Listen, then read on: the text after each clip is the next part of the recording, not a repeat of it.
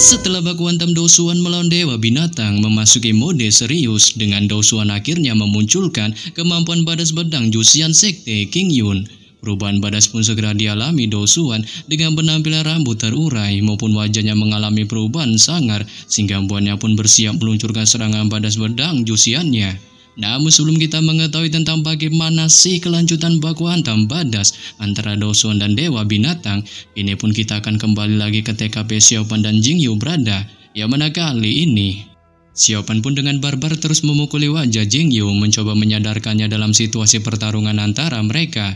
Namun ketika Xiaopan tampak menunjukkan kelelahannya dalam mode bertumbuknya ini, Jingyu pun secara licik memanfaatkan kesempatan ini dengan cara diam-diam menggerakkan pedang pembunuh naganya yang tanpa basa-basi dilesatkannya ke arah tubuh belakang Xiaopan. Akan tetapi tepat ketika pedang itu sedikit lagi akan menusuk tubuhnya, sosok Sueki pun tanpa diduga tiba-tiba muncul dan dengan kemampuan pedang Tiannya di tangannya, ia pun segera menangkis serangan pedang pembunuh naga dari Jingyu. Yang hal ini pun lantas menyebabkan Jingyu pun melihatnya sontak menunjukkan keterkejutan hebat di wajahnya sebelum kemudian menanyakan pada Sueki mengenai gerangan hal apa yang dilakukannya, mengingat tindakan bagongnya melindungi Xiaopan menurutnya sangatlah gila. Saat Sueki pun yang mendengarnya hanya menunjukkan raut wajah kikuknya tanpa bisa mengucapkan sepatah kata pun, di balik pandangan matanya terus menatap sosok Xiaopan, menyebabkan Xiaopan pun yang melihatnya hanya menunjukkan mode diamnya dengan pandangan matanya melihat ke bawah tanpa sedikit pun memperhatikan Sueki, sehingga membuat ketiganya pun kali ini larut dalam mode diamnya. Namun ketika ketiganya masih menunjukkan mode diamnya pada saat ini, tanpa diduga dari atas langit, tiba-tiba terdengar suara benturan yang sangat keras dan gunung-gunung pun langsung berguncang hebat.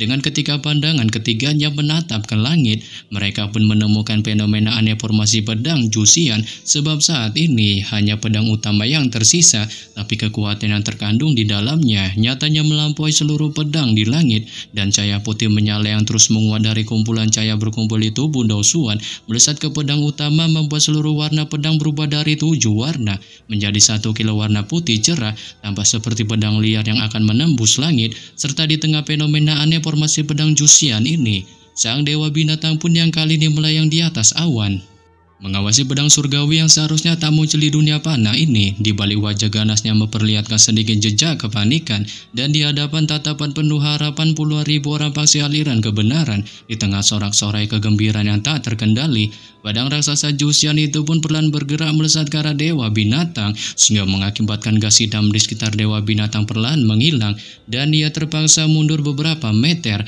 oleh cahaya putih pedang Jusian yang seperti musuh baginya. Di balik sedikit kesuraman yang ditunjukkannya, namun merasa marah atas serangan pedang Jusian yang menyuramkannya, Dewa Binatang pun menunjukkan mukanya.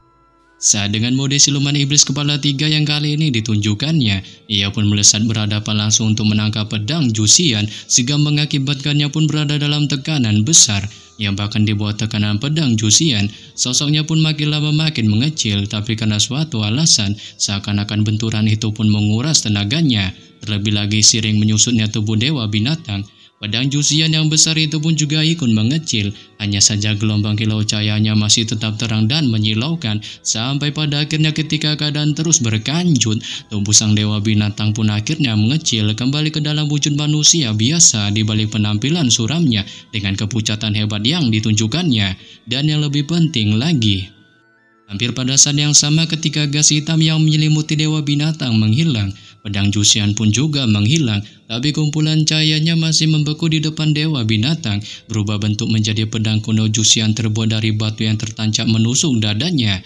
Namun ketika pedang Jusian menusuk dadanya, Dewa Binatang pun tanpa diduga tertawa terbahak-bahak, menggenggam pedang kuno Jusian di antara kedua telapak tangannya, disertai gas hitam yang tiba-tiba menyembur keluar dan langsung mengalir ke bilah pedang kuno Jusian, mengakibatkan pedang kuno itu pun mengalami perubahan, sebelum kemudian tiba-tiba gelombang kekuatan dahsyat datang dari dalamnya langsung balik menghantam kepala Dosuan, sehingga menyebabkan saluran energi dan titik akupuntur yang telah ia olah selama ratusan tahun pun akhirnya hancur, dengan tubuhnya secara menyeramkan jatuh tepar di tanah, disertai pedang kuno Jusian di tangannya terlepas serta jatuh dari langit. Yang hal ini pun lantas membuat semua orang melihatnya spontan menunjukkan kebingungannya, dan tiba-tiba mereka bisa melihat perubahan besar saat Dewa Binatang berhasil lolos dengan luka-luka yang berat. Sebaliknya Dosuan malah tepar dengan semua orang dipaksa aliran kebenaran segera menjadi kacau. Dan untuk sesaat, ada beberapa yang pergi mengejar Dewa Binatang, serta ada juga yang bergegas maju menyelamatkan Dosuan. Yang bahkan di tengah kekacauan ini, tiba-tiba seseorang pun berseru dengan bertanya-tanya tentang gerangan di manakah jatuhnya pedang Jusian. Namun ketika semua orang dipaksa aliran kebenaran masih berada dalam situasi kacau, kini pun kita akan kembali lagi ke TKP kelompok Siopan berada. Yang mana setelah ketiganya larut dalam mode diamnya, Jingyu pun tiba-tiba bereaksi, menanyakan pada Sueki mengenai dirinya, yang apakah juga ingin mengkhianati paksi aliran kebenaran didasari atas tindakannya yang sebelumnya menyelamatkan Siopan dari serangan pedangnya.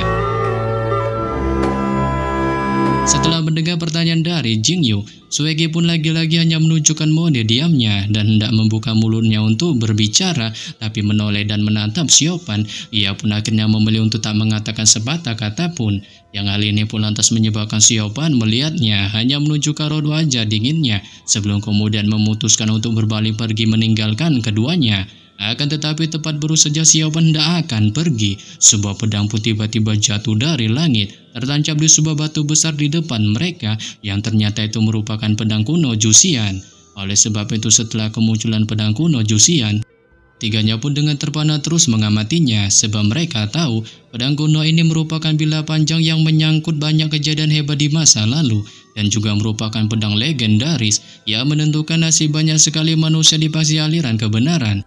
Namun setelah cukup lama melakukan pengamatan, Siopan pun yang merasakan dendam kesumat atas pedang kuno ini yang waktu itu hampir saja memokatkannya jika seandainya tak diselamatkan oleh Biao, berniat ingin menghancurkannya dengan perlahan berjalan mendekatinya.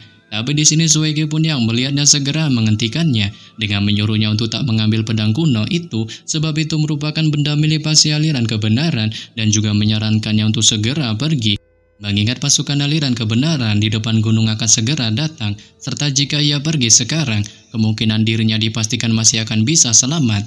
Menyebabkan Siopan pun yang mendengarnya menunjukkan raut wajah tertegunnya, sebab ia juga bisa mendengar suara keributan dari arah kejauhan, tampak seperti banyak orang sedang menuju ke arah TKP-nya.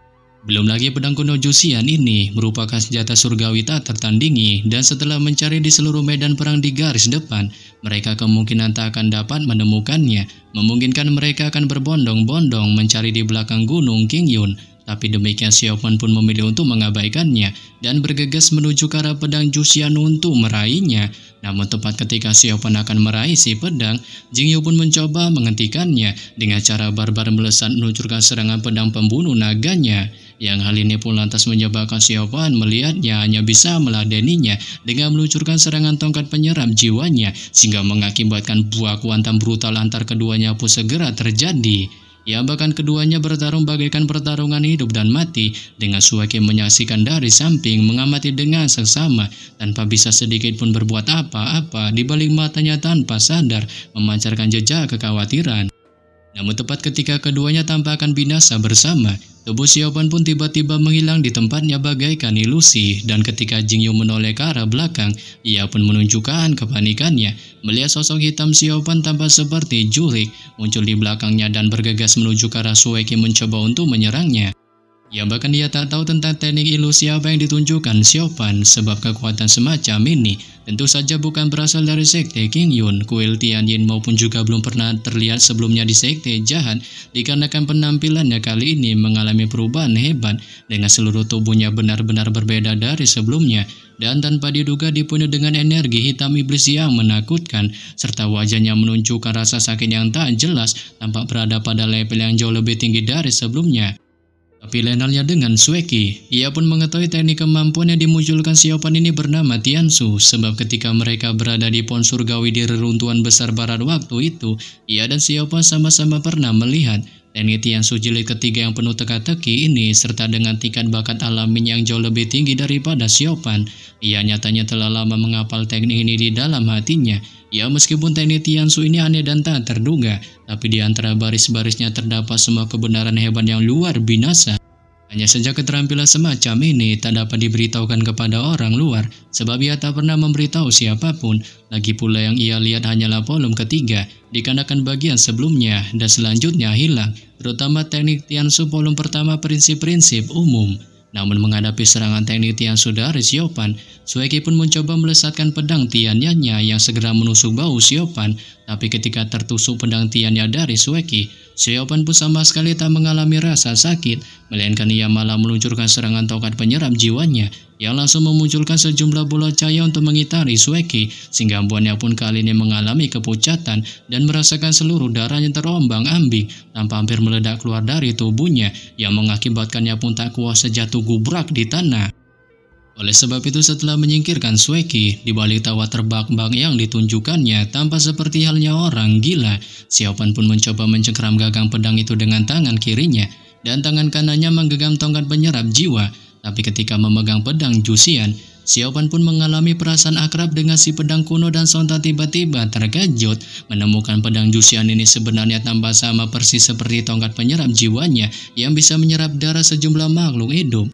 Namun pada saat Siopan masih menunjukkan keterkejutannya memegang pedang kuno Jusian, para tetua Sekte Qingyun pun akhirnya muncul satu persatu di belakang gunung.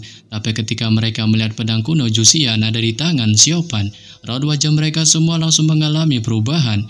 Namun seakan merasa terganggu oleh kemunculan orang-orang di Sekte Qingyun, pedang kuno Jusian pun tanpa diduga mengalami perubahan.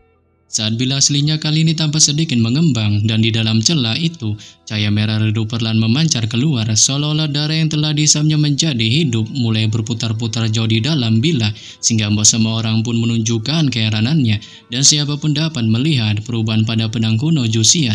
Dengan tak seorang pun tahu apa yang harus dilakukan, mengakibatkan mereka pun hanya terdiam di hadapan gua bulan ilusi, menahan napas dan menunggu kejadian apa yang akan terjadi selanjutnya. Tapi lain halnya dengan Siopan, menghadapi perubahan aneh pada pedang Jusian, ia pun secara tak sadar ingin melepaskan pedang kuno ini dari genggamannya. Namun pada saat berikutnya, ia pun menyadari bahwa kekuatannya seolah lenyap seketika, dan pedang kuno Jusian bagaikan iblis yang terbangun, terus menyekram erat tangannya tanpa tak mau melepaskannya.